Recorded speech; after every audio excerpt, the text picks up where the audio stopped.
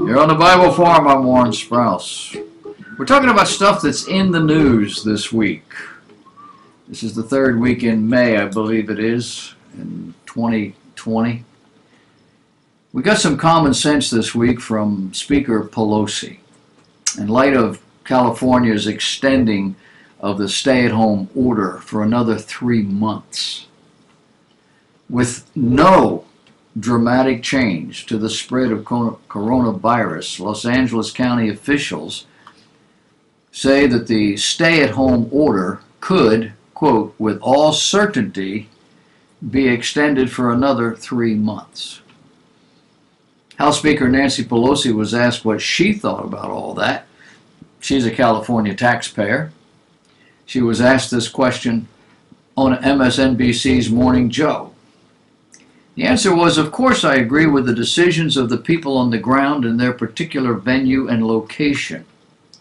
She went on to say, because again, as Dr. Fauci said earlier, and I wish the president would listen to him or hear him even, that you just cannot pretend that it went away and go out there. So yes, it's inconvenient. But it's even more inconvenient if you're going to be infected or worse, or if you're going to go out to work and bring something home to your family.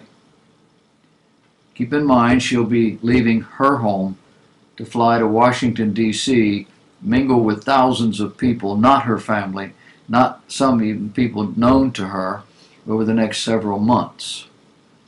All of this is called elitist propaganda. The new Democrat Party chairman made it clear last week that pro-lifers are not welcome in his party anymore. According to the Daily Caller, DNC Chair Tom Perez described abortion as a fundamental value. He was attacking DNC leaders last week for supporting a Democrat candidate running for office with a pro-life voting record. He said, quote, every Democrat, like every American, should support a woman's right to make her own choices about her body and her health.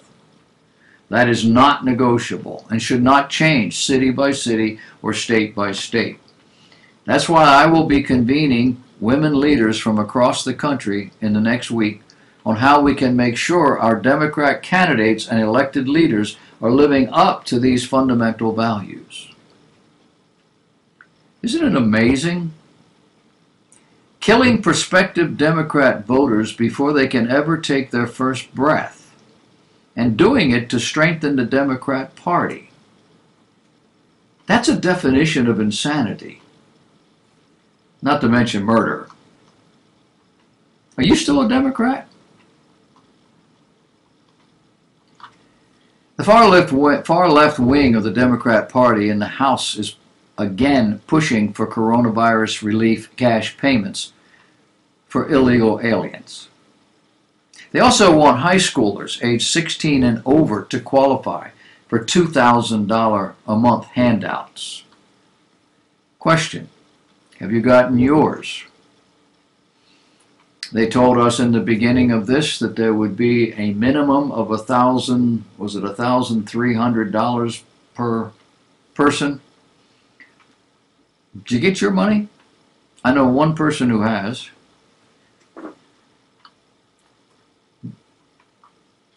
On a website called Just in the News reported a proposal by Democrat Representatives Ro Khanna of California to pay illegal aliens who, quote, demonstrate continuous presence, end of quote, in the U.S., and those in high school age 16 and older. James Wood tells us it's called the Emergency Money for the People Act. But apparently it'll even be incorporated into the larger coronavirus impact bill, which was voted out of the House just yesterday, Friday. The legislation will provide monthly payments for 1 year to those making less than $130,000 as an individual and $260,000 as a couple. It already has 37 sponsors, all liberal Democrats. The standalone legislation is called the Emergency Money for the People Act. Lawmakers hope it will eventually be incorporated into a larger coronavirus impact bill.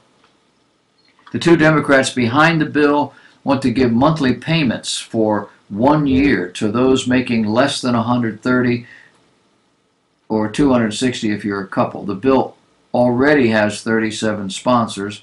We've got people like Alexandria Ocasio-Cortez and Rashida how do you do a TL? Tlaib backing this thing up. It doesn't include the $1,200 payments to individuals that we were promised from the beginning, which I haven't gotten yet. It doesn't count any of the boosts in unemployment assistance or food stamps or emergency grants to small businesses. A website called Just in the News was told 16-year-olds could apply. The cash would be delivered via PayPal or Venmo or in your bank account. Also, illegal aliens would fully qualify. At the same time, USA Today reported the Democrat Party proposes sending another $3 billion, spending another $3 billion in coronavirus relief. However, the leadership of the Republican-led Senate says it's too early to be considering another bill. They want to wait at least until it's determined whether the first $2.5 trillion is doing any good. House Speaker Nancy Pelosi, however, insists on acting now. She told USA Today there are those who said, let's just pause, but the families who are suffering know that hunger doesn't take a pause. Rent doesn't take a pause. Bills don't take a pause. Hardship of losing a job or tragically losing a loved one doesn't take a pause. Among other provisions are $915 billion for states, tribes, and local governments, $200 billion for hazard pay, talking about essential employees, $75 billion for testing and tracing, more $1,200 per person payments, and an extension of the $600 weekly federal unemployment payment subsidy through next January. All the while getting a salary plus benefits from you so they can take care of people. I'm talking about government. That's what government's about. If you're a liberal Democrat, and there are very few Democrats today who are not liberal. The Democrats that are not liberal are being weeded out. Everywhere else in the world, this kind of philosophy, policy making, and so forth is called socialism. Here, it's just called Democrats. We're being told that the fastest growing demographic groups, which are non-white and millennials, now the largest voting black, are Democrat friendly. Women are increasingly abandoning the Republican Party. More educated voters are increasingly oriented toward Democrat. In the suburbs, which constitute an increasing share of the U.S. population, in the suburbs are moving Democrat. What does that mean? Well, if this trend continues, look for a Democrat in the White House and the Democrat Party to take back the Senate. If that happens, you can expect rabid inflation. You can expect the solidifying of control over every public organization, from schools to courthouses, the military, police, departments, and more. Look for more political control and the diminution of individual rights, unless you're talking about the right to conceive out of wedlock and then kill the baby before it's born. If you're talking about open borders, see, those things will not be diminished. Look for greater broadcast vulgarities of all sorts, both in the media and in public. The normalization of all sorts of crude and indecent behaviors and language, an increase in the welfare rolls, and a decrease in personal responsibility, with Nancy Pelosi as President of the United States, or someone worse. The institutional changes that are being proposed won't take place until this current U.S. Supreme Court is retired. but as many anti-American, pro-socialist policies and programs as will begin almost immediately. In the past, liberal presidents have moved slowly and carefully. Today, with the Trump pattern, that policy has changed. Look for an across-the-board purging of any and all conservative and/or political policies and personnel. Look for the embracing of every liberal, ungodly, un-American value. Then watch as this once strong experiment in liberty fades from the scene. Can't happen? Without Trump, it would have already begun to happen. Do you remember who was running against him in the Republican Party for the nomination? John Kasich, Jeb Bush, Carly Fiorina. Weak candidates, but more liberal. There was also Ted Cruz, Marco Rubio, Ben Carson, and Mike Huckabee.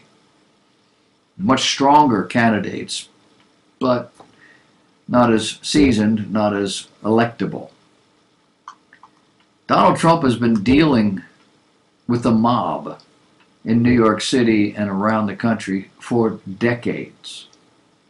Aside from 9/11, the last Republican president was more of a placeholder than a fighter. And he was the strongest candidate we've seen in the Republican Party since Ronald Reagan. Before that, we'd probably have to go back to Eisenhower, who was a general in the Army. The rest were politicians, playing games, making deals. This new bunch of Democrats are openly, aggressively working on anti-American values. In the last race, we even saw one Democrat running who wasn't even a citizen of this country, and her party didn't call her on that. A woman who married her brother in order to get over here. A woman who is a Muslim activist. And she was touted by the mainstream media as a viable candidate. Someone sent me an email this week that helps put things into perspective.